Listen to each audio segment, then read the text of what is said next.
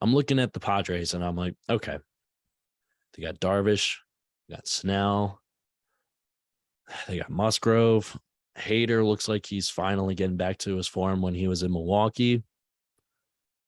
But still, somehow, some way, I think the Phillies still somehow figure out a way to pull it off. I mean, it's tough to call. So, like, the Phillies were 4-3 during the regular season series. They beat the Padres, and I think they won 3 out of the last 4 games in that series. And the last matchup, the Phillies won 8-5. Darvish went 6 innings pitched, 7 hits, 3 earned runs, 1 walk. The Phillies pitcher wasn't Zach Wheeler. It was Kyle Gibson, who got roughed up 2 2/3, 5 earned runs, 3 walks, 2 strikeouts. And what's important to note, and I wrote down, was there's no Sir Anthony Dominguez in that bullpen rotation for that game. And still somehow, some way, the Phillies managed to pull it together and get the win for that matchup. Darvish versus Wheeler, there's a lot of concerns about the Phillies offense. I think Wheeler's going to be Wheeler. He's going to give up 2, maybe 3 runs at most. The question then becomes, can the Phillies offense generate enough run support in order to give Wheeler a lead and just keep them in that ball game? I think it happens. I think the bats are as hot as they've ever been. If Castellanos getting a couple of hits in that Brave series is huge for his confidence. Schwarber finally broke out of his slump in game 3, I believe it was. And Rhys Hoskins is, I mean, it's unbelievable how quickly he's turned around and he's caught fire at the right time. And if anyone, surprisingly, when I was going through the numbers, surprisingly, Rhys Hoskins of all people in this lineup has some of the best numbers against Darvish. Against you, Darvish, he's 6 for 16. 2 doubles, 1 home run, 3 RBIs, 2 walks, and he's posted 375 batting average, a 688 slugging, and a 1.132 OPS.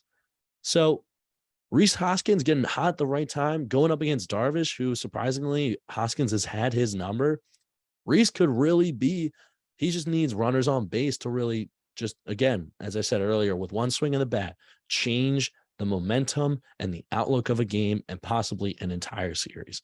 If the Phillies can do what they did in Atlanta, which was just steal 1 game away on the road, setting up a back-to-back at home with the Padres, it's Philadelphia, their first NLCS in 13 years, since 2009. I do see the Phillies somehow pulling this series out. With game 1 specifically, is Wheeler going to be able to bottle up a guy like Machado who's had an MVP level season? And is he going to be able to keep down some of the other guys, i.e. Josh Bell, Trent Grisham, some of these other guys that are still dangerous, but not nearly to the same level as Machado. Machado makes that lineup go, and Bell can strike at any moment, similar to Hoskins. So Wheeler's just been too dependent. And sure, he got roughed up, and even roughed up for him is giving up 3 runs. If Zach Wheeler gives up 3 runs through, let's say, 6, 7 innings in game 1, the Phillies are in a very good position. They could have gotten rocked way worse. And so I think Wheeler is going to come out firing. I think he's really fired up to keep this team moving and keep them advancing. And I think that he wants to avenge that, for him, a bad start, which for him, a bad start is great for most pitchers. But for him, a bad start and a loss, most importantly, to Atlanta, I think he wants to come out firing. And I think he's going to do what Joe Musgrove did to the Mets in that game 3 of the wild card series. I think he's going to come out and just shove it down the Padres' throat, and he's going to be all over his P's and Q's. So when Wheeler gets taken out in the 7th or 8th inning, is the Phillies bullpen going to hold up? Yes, I believe so. When you're looking at the numbers between these 2 bullpens side by side, the Padres bullpen, 2.19 ERA. The Phillies, 4.15. Padres, 3 saves. Phillies, 1 save. Padres have given up 12 hits. The Phillies have given up 16. Padres have allowed 6 earned runs. Phillies have only allowed 10 earned runs. Padres have given up 1 home run. The Phillies have given up 4. Padres, 28 strikeouts. Phillies, 29 strikeouts. Padres, 9 walks. Phillies, 6 walks. And both bullpens combined for just 1 walk in their closeout games. What I do want to add to the Phillies numbers, though, is that one game against Atlanta where they gave up 6 runs. And that's where the majority of these numbers are kind of inflated to me. They only gave up, after game 1, they only allowed 4 runs the rest of the way. 4 runs over 3 games. That's very impressive for a Phillies bullpen that's been questionable throughout the season. I think that they come out, they fire on all cylinders, and that the Phillies get a win in 5 games. I think it goes to 5 games.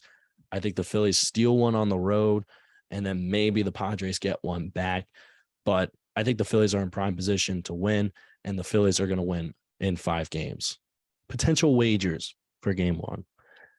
I do not gamble because I am 20 years old and that is illegal. But if I were to be a gambling man, I would definitely look at Rhys Hoskins to hit a home run. Right now, he's plus 360 on DraftKings, plus 480 on FanDuel, and plus 340 on MGM. I think that Rhys Hoskins, I mentioned the stats earlier, he's 6 for 16 against Darvish, has already a home run to his name against Darvish. I think it would be very smart that Rhys gets a hold of one. He's red hot with his bat, and I think that he's really going to be on his P's and Q's and carry that momentum into this game, and I think he's going to hit a dinger. Gene Segura for 1+ RBI. Gene Segura, for whatever reason, somehow figures out a way to slap the ball into a gap, into a hole that the defense isn't shifted into, and somehow gets on base. So if he gets on base, I would not be surprised if there's a situation where it's runners on first and second, first and third, and Segura figures out a way to once again slap one into the gap down the line, or even if it's just an infield single. Right now, that's plus 255 on DraftKings and plus 240 on MGM. Last one, this is a little bit more assured for me. Under 7 runs. The over-under set at 7. Only 2 of the 7 games in the season series combined for 7 runs or more. And so I would definitely hammer the under just to get you a nice little closing win to make your day a little bit better. Plus 100 on DraftKings, minus 122 on FanDuel, and plus 100 on MGM. And these are all according to RotoWire as I record this on Tuesday morning. So those are the potential wagers that I would look at. There are obviously a whole bunch of others that I would not necessarily touch, just because I think this game will come down to a pitcher's duel and which pitcher will make the first mistake and which bullpen will make the first mistake. And I think the Phillies are set up to take advantage of that more than the Padres.